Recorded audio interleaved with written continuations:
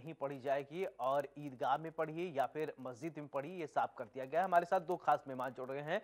सबसे पहले परिचय, फिर इसके बाद चर्चा की शुरुआत करते हैं। सौरव गौड़ हिंदू धर्म गुरु हैं, बहुत बहुत स्वागत है। अली आरिफ प्रवक्ता मुस्लिम लीग के हमारे साथ हैं। अली आरिफ साहब, आपका भी बहुत बहुत स्वागत है। चर्चा की शुरुआत अली आरिफ जी मैं आपसे करना चाहता हूं कि इस बार ये शासन की तरफ से फरमान जारी कर दिया गया है कि जो ईद का नमाज है या तो उसको आप मंदिर में पढ़िए या ईदगाह में पढ़िए, सड़कों पर नहीं पढ़ने दिया जाएगा। क्या कहेंगे? बिस्मिल्लाहिर्रहमानिर्रहीम। अभी आपने कहा कि सरकार का ये आदेश है कि ईद की नमाज मंदिर में पढ़िए या ईदगाह में पढ़िए। मंदिर में क्या नहीं, मंदिर में पढ़ मंदिर में अभी नहीं कहा मैंने कहा ईदगाह या मस्जिद। जी इसको फिर रिवाइज कर लीजिएगा। मंदिर नहीं कहा बहरहाल मैंने, ईदगाह कहा है। बहरहाल बहरहाल पूरा जिस्म छलनी है जख्मों से, दर्द बेचारा परेशान है कहाँ से निकले। ये जो आदेश सरकार का, गवर्नमेंट का कि साहब ईदगाह यानी कि मस्जिद के अंदर ही नमाज अदा करें, सड़कों पे ना अदा करें, ठीक? जी जी, बहुत अच्छी बात है। हम आपके माध्यम से सरकार से पूछना चाहूंगा कि देश रूल ऑफ लॉ से चलेगा या हर धर्मी से चलेगा? देश हमेशा रूल ऑफ लॉ से चलता है और रूल ऑफ लॉ से ही चलेगा। रूल ऑफ लॉ को अगर इम्प्लीमेंट नहीं करोगे तो एक बेचैनी और बेकरारी रहेगी, हवा में गम और गुस्सा होगा।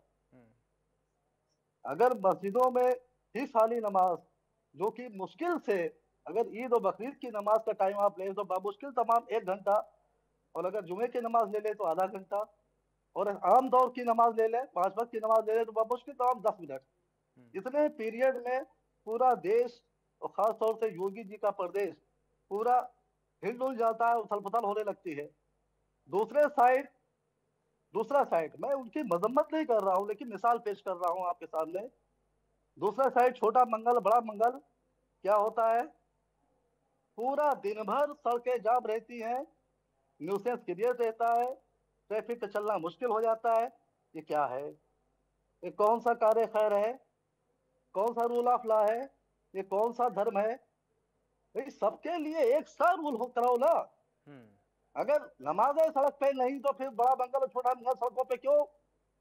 अगर नमाजें सड़क पे नहीं जो 10 मिनट के लिए, 5 मिनट के लिए, आधा घंटे के लिए होती है और बहुत ही पुरअमन पुरसुकून अंदाज में होती है, कोई न्यूसेंस नहीं होता है, कोई हंगामा नहीं होता है, कोई बवाल नहीं होता है, उसके लिए आप पाबंदी है?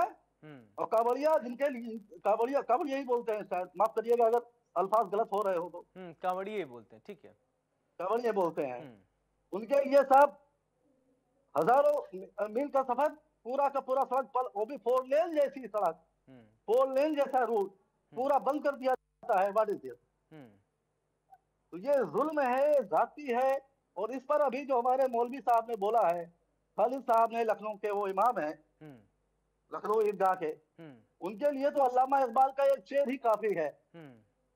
कौम क्या है, कौम क्या है, कौमों की इमामत क्या है जी, ये क्या जाने बेचारे 2 रकत के इमाम।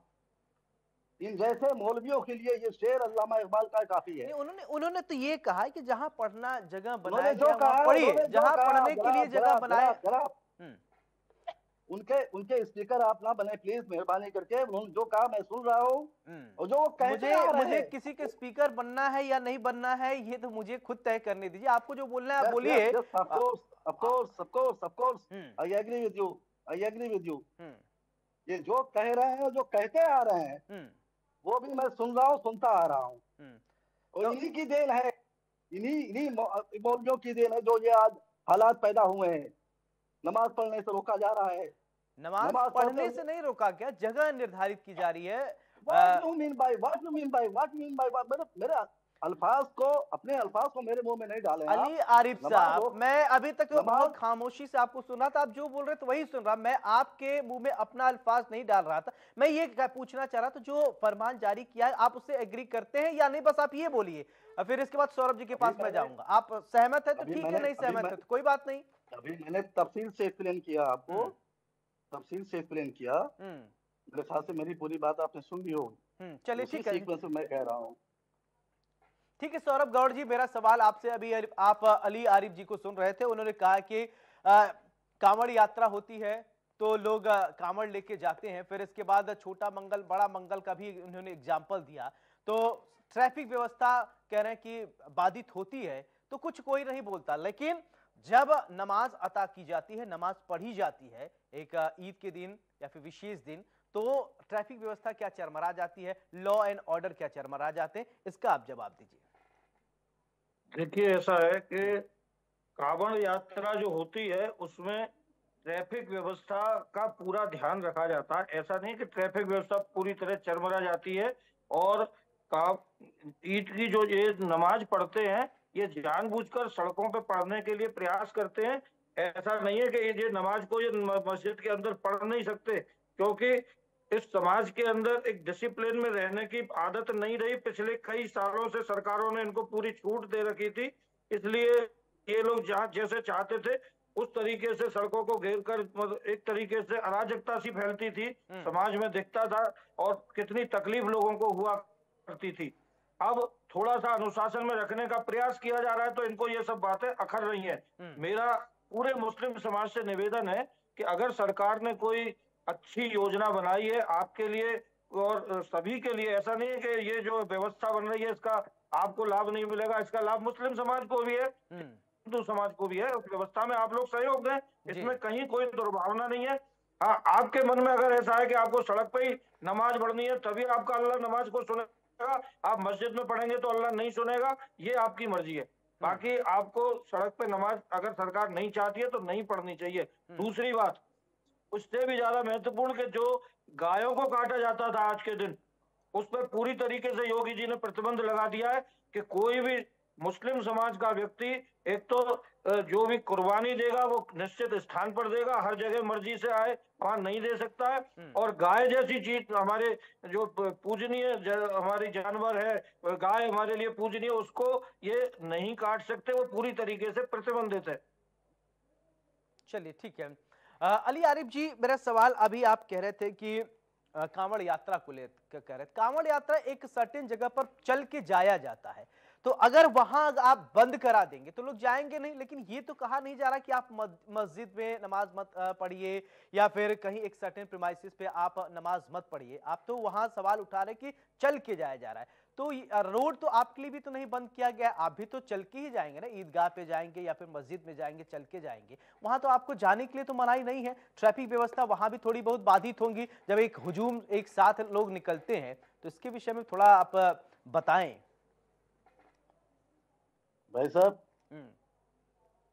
दुनिया में मैं चैलेंज कर रहा हूं कि दुनिया में well organised, well systematic and well disciplined system अगर कहीं है तो वो इस्लाम में है।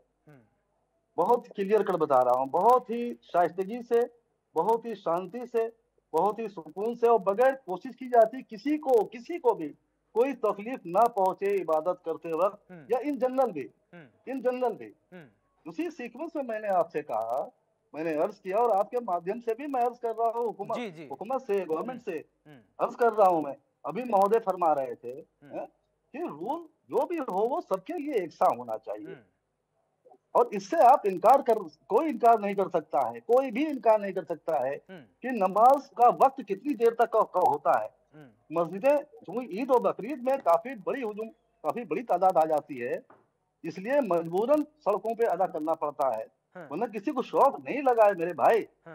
हर मुसलमान जानता है, समझता है कि मस्जिद के अंदर ही नमाज पढ़ी जाए ताकि किसी को तकलीफ ना हो। ये स्पेशल मामला वो भी कितनी देर के लिए होता है ये आप देखें।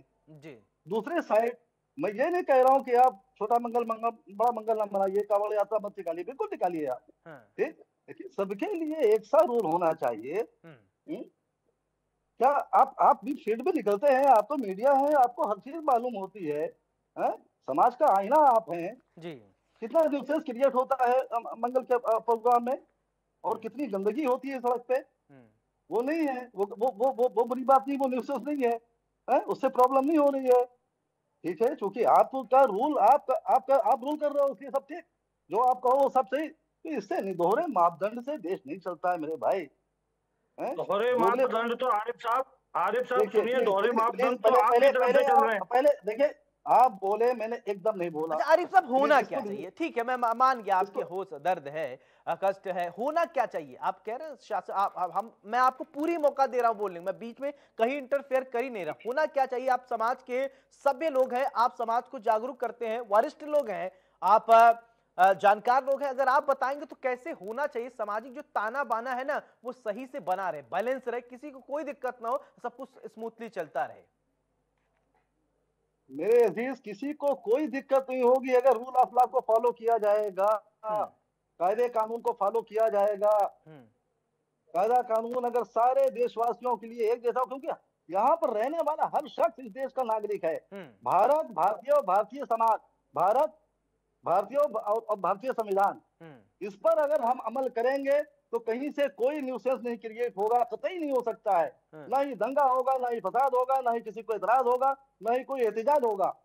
अभी मेरे अजीज भाई साहब बैठे हुए थे, उनकी मैं डिबेट सुन रहा था, लेकिन मैं खामोशी से बैठा हुआ था, लेकिन जैसे मैं बोला बीच में बोले भाई साहब। बात यहाँ पर नमाज के सिलसिले में हो रही है।